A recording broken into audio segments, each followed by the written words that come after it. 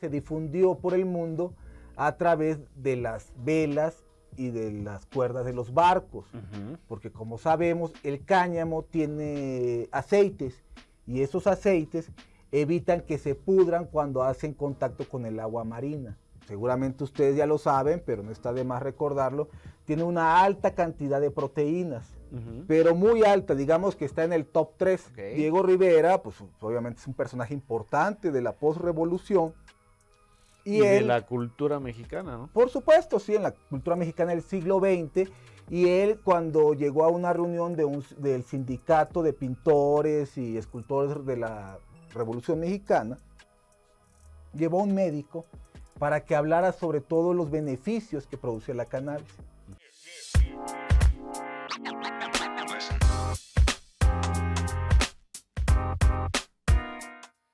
Y ahora, ¿dónde estamos parados?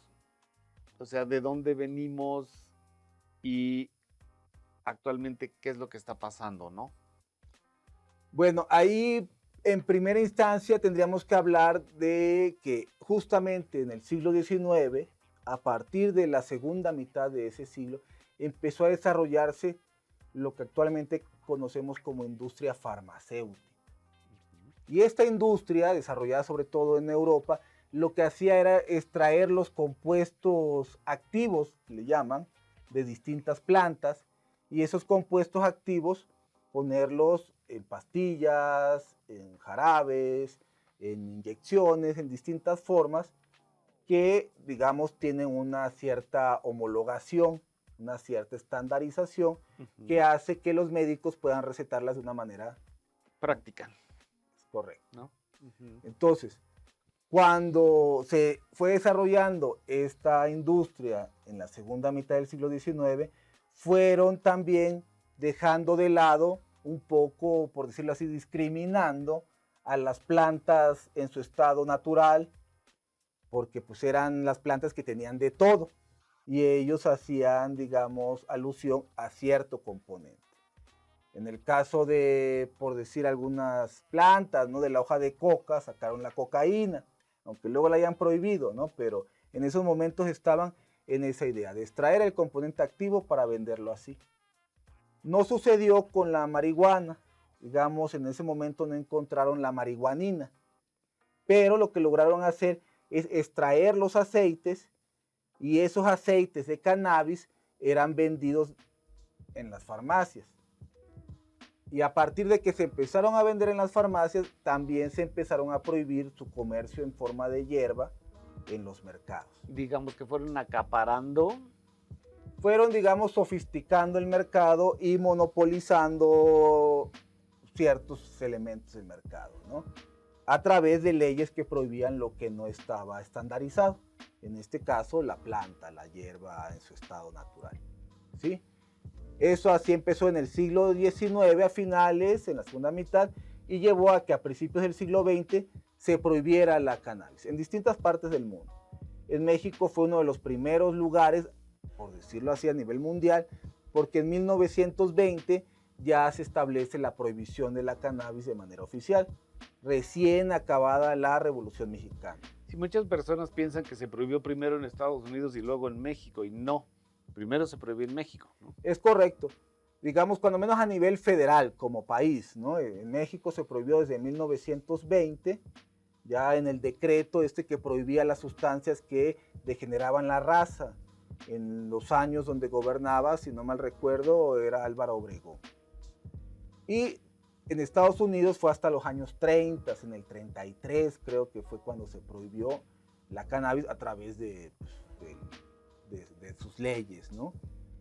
Pasaron varios años.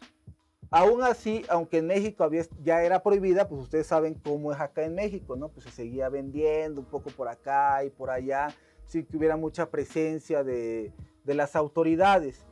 Es hasta los 60 cuando ya se firma el primer tratado internacional, ¿no? La Convención Única de Estupefacientes de la ONU, cuando México firma esa convención y luego la ratifica, cuando ya empieza la persecución seria, la persecución policíaca de quienes hacían comercio de esto. No ¿En es qué que año? antes ¿En no qué lo, año? eso ya fue el 61, la Convención Única de Estupefacientes. En esos 40 años no es que no hubiera persecución, claro que la había y hubo personajes reconocidos tales como Lola la Chata, ¿no? Por ejemplo, ¿no? Muy referida por William Burroughs y por toda esta generación de los beat, pero no había, digamos, la persecución penal y exagerada como la tenemos en la actualidad. Porque también era un problema más pequeño, ¿no? Se consideraba así porque además se consideraba como un vicio, no como algo que fuera a generar muertes o generar violencia o generar grandes capitales que se pudieran poner en contra del Estado. Los ¿no? problemas eran otros, ¿no? En ese entonces. Es correcto. En su medida, pues ya empezaron a aparecer los primeros narcomenudistas, por así decirlo, comerciantes ilegales, pero como vemos, pues eran incluso mujeres, como vemos aquí el caso de Lola la Chata, el caso de la Loba, digamos, por poner ejemplos de personas, de personajes de esta historia que han estado estudiados, que han sido estudiados y que se ha escrito sobre ellos, ¿sí? Ya en los 60, pues ya cambia la historia, porque además a la marihuana se le empieza a dar un cierto sentido de te cambiaba la conciencia. Ya no era solamente que te iba a convertir en criminal, en violador, en robador, en ladrón, pues, como marcaban las películas de los 30, ¿no? Las películas de Hollywood de aquellos años. Y todos Bueno, esos, ese ¿no? fue el cenit de esa ideología, ¿no? En la cual, pues, efectivamente intentaban mostrar que la marihuana volvía malos a las personas, o malas, y entonces, pues, no había que usarlas. Así es. ¿Sí?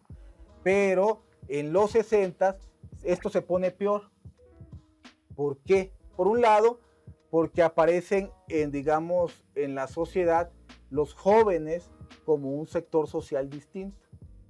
Ya, si ustedes recuerdan, el 68, pues empiezan los movimientos juveniles, que es esta etapa de la población en la cual no son adultos, no trabajan, pero tampoco se son empieza niños. a estigmatizar a la juventud de alguna manera a través de las sustancias, ¿no? Bueno, la juventud siempre ha estado estigmatizada, ¿no? Ya sea por la sustancia, ya sea porque se considera adultos o personas incompletas, ¿no? Porque pues, son personas que no tienen la experiencia y entonces pueden regarla, ¿no? Pero además, porque en aquellos momentos empieza a ser también ebullición todas estas ideas del comunismo, del socialismo, ¿no? Aquí en América, pues ustedes saben, en el 59 Cuba se vuelve comunista, empieza a haber otro tipo de políticas ahí, y esto empieza a ser replicado en distintos lugares de Latinoamérica y del mundo en general, pero entonces se atañe que estos jóvenes usaban marihuana y entonces pensaban de esa manera. Entonces ya también se convirtió en una herramienta de la Guerra Fría, ¿no? Es correcto, o sea, es una herramienta política para la cual perseguir a ciertas poblaciones con la idea de que usan marihuana y entonces le hacen daño a la salud pública, ¿no? Ya sea de los jóvenes principalmente, pero también en general de la sociedad. Pero todo esto es una construcción evidentemente gubernamental, digamos, con la finalidad de controlar a la población. O sea, nunca ha habido el verdadero o legítimo intención de cuidar la salud de la población, ¿no? Bueno, es difícil también decir eso, porque habrá personas que tengan ese interés legítimo, pero lo que sí es, digamos, se puede ver desde fuera es lo que tú dices, que es más un pretexto para tener la manera de incidir en la vida de las comunidades, en la vida de la sociedad, que no haya ideas adversas a las que el gobierno pues, pretende impulsar. Eso es, digamos, algo que nosotros como activistas hemos referido de manera constante, ¿no?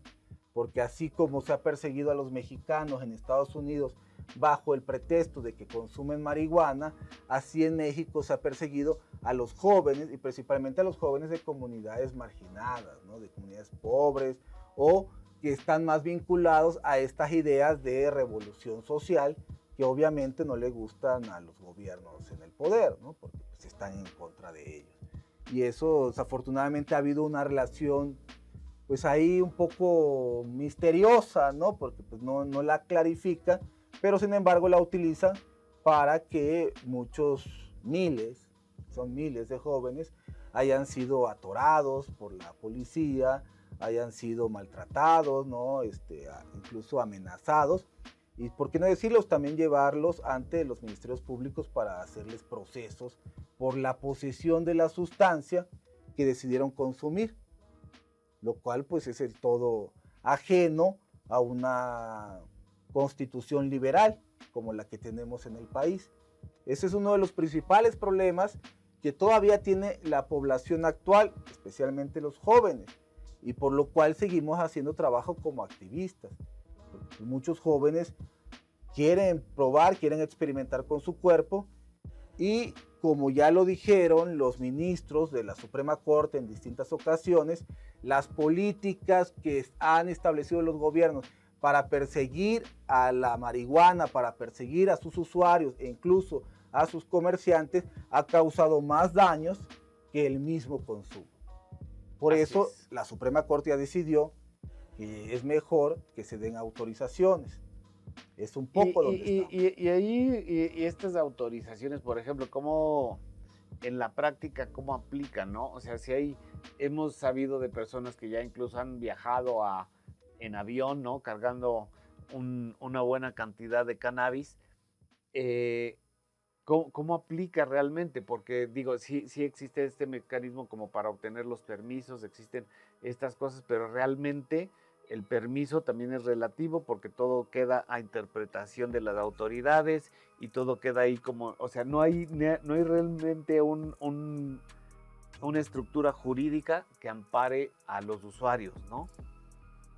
Bueno, sí la hay ciertamente, pero hay que luchar por ella. O sea, sí hay que tener la autorización primero para poder hacer esos viajes que mencionas y luego confrontar a la autoridad en los aeropuertos, quienes están ahí revisando que no lleve esas sustancias que bajo la ley General de Salud todavía considera ilegales porque no ha sido modificada, no ha sido armonizada, dirían los de la Suprema Corte. Okay. Sí, pero si ustedes tienen su amparo, pueden hablar con la autoridad y decir, mire, esto que llevo es para mi consumo personal, y regularmente se está sabiendo cada vez más, con más frecuencia, que ya es posible hacer estos viajes en el aeropuerto, ¿no? En avión, lo que pues en un principio fue difícil. Y hay formas, ¿no? Porque lo que me mencionaban es que de pronto pues llegan ahí a la mera hora del avión ya a querer abordar y, no si, es lo mejor. Y si llevan su paquete con cannabis, pues los van a retrasar. A retrasar, ¿no? Entonces, si las personas ya cuentan con un permiso, con una autorización sanitaria por parte de la COFEPRIS, pueden acercarse a las oficinas de la Guardia Nacional en el aeropuerto, decirles, oiga, yo voy a viajar el día de mañana con esta cantidad de cannabis, tengo este permiso, ¿lo puedo hacer sí o no? Y entonces de alguna manera pues prevenir ese viaje y como dices, usufructar los derechos que ya se han ganado de una manera o de otra para que haya un avance real y también tanto las autoridades como la sociedad pues vayamos entendiendo que estamos en un entorno del derecho, ¿no? Lo has descrito de manera correcta, así es mejor dar el aviso de forma anticipada para evitar problemas en ese momento y no caer en el riesgo de perder tu vuelo y luego eso retomar para llegar en otro vuelo pues causa problemas sí, varios, o sea, ¿no? digamos que sí ha habido avances, pero también tenemos que tratar de explicarle a la gente cómo se pueden aprovechar esos avances que ya se han logrado, ¿no? Claro, eso por un lado. Y por otro lado, pues también seguir empujando de forma política a través del activismo para que los legisladores hagan una ley que sea para toda la población y no solamente para quienes han podido sacar el amparo o sacar la autorización vía el amparo, lo cual pues sí es un avance, como podemos ver, pero que no es suficiente porque no todo el mundo tiene la confianza de acercarse a las autoridades, no todo el mundo cree que ir a la institución va a ser, digamos, fácil o que no le va a traer consecuencias negativas por distintas creencias. Y entonces, digamos, hay dificultades en el intermedio, ¿no? Por eso es que necesitamos que el legislativo haga su trabajo y armonice las leyes, sobre todo la Ley General de Salud, con la Constitución. para que todos podamos tener ese derecho, podamos ejercerlo, y no solo quienes tengamos autorización.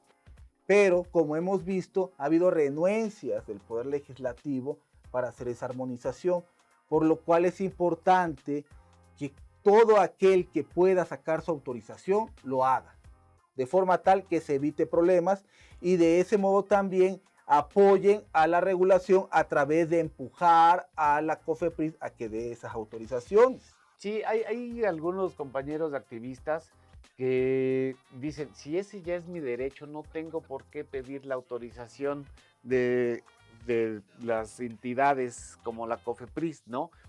Y bueno, es respetable su posición, pero Claro.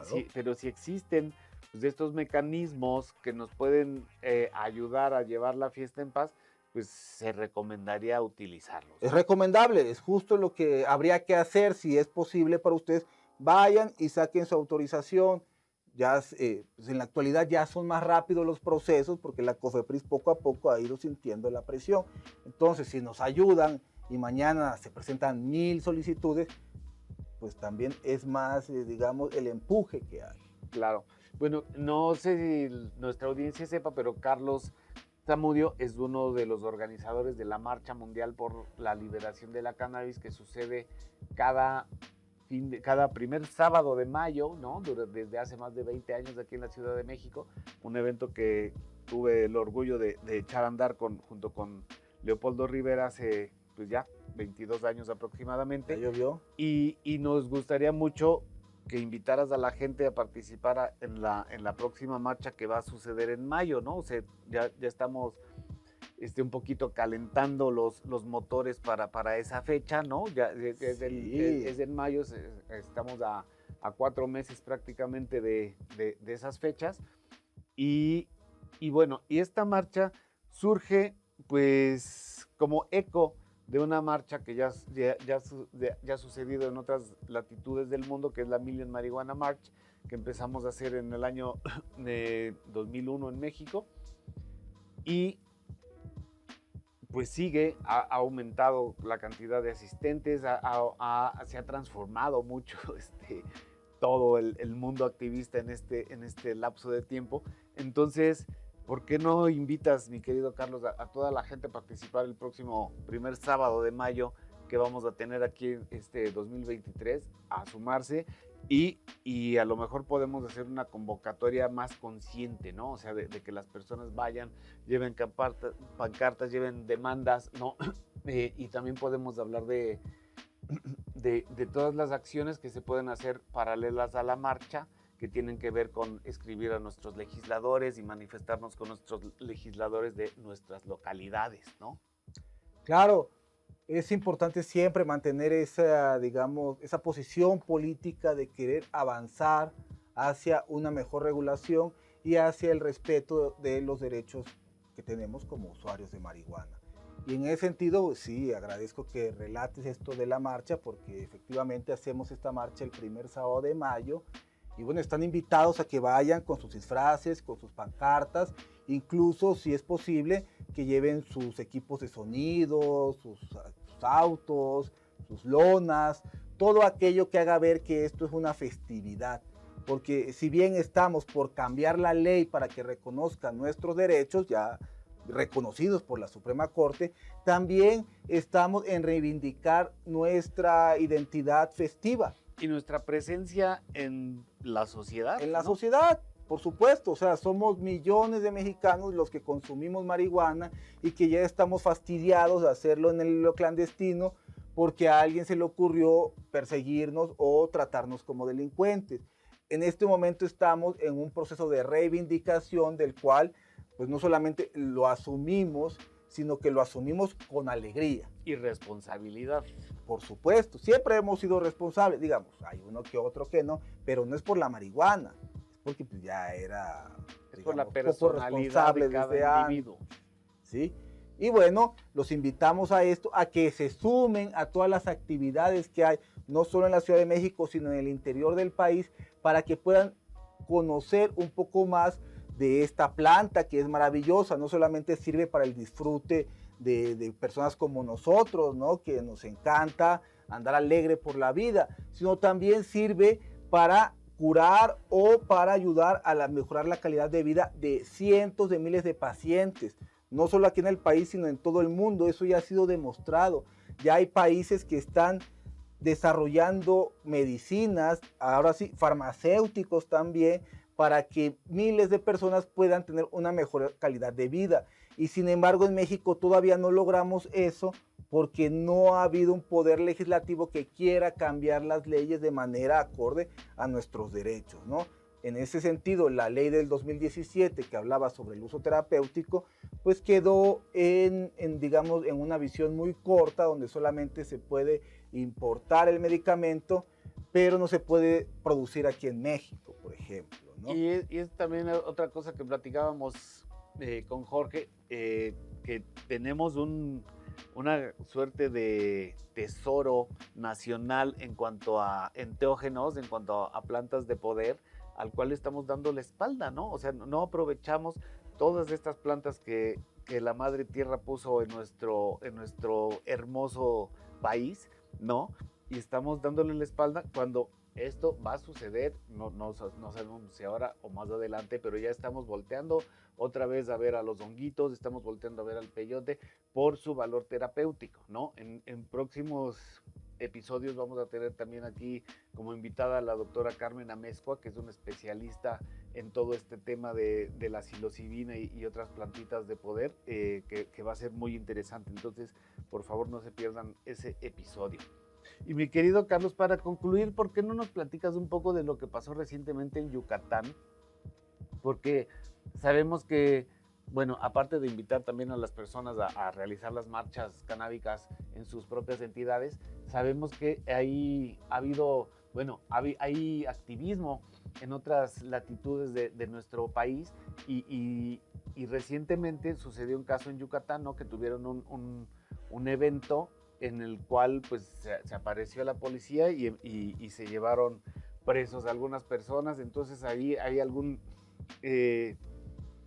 desentendimiento, hay algún desfase entre lo que está pasando y entre lo que las autoridades están entendiendo, ¿no? Es correcto, pues todo emana de la falta de regulación, justamente, ¿no? Ya hay amparos para que la gente pueda no solamente consumir y cultivar, sino también procesar, transportar.